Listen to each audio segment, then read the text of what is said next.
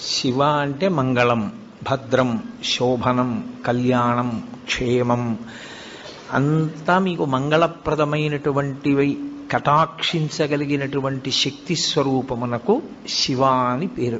అందుకే శివునకు అమంగళమునకు సంబంధం ఉండదు. అసలు ఆయన ఎన్నడూ అమంగళము చేయువాడు కాడు.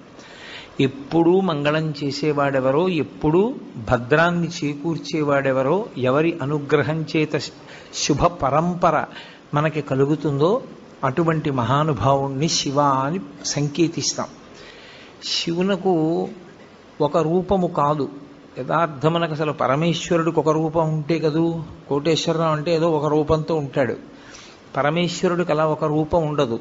ఆయన చేసినటువంటి చేష్టితముల వలన భక్తులను అనుగ్రహించాలనేటటువంటి ఆయన యొక్క కారుణ్య తీవ్రత వలన ఆయన అనేక రూపములను ధరిస్తారు.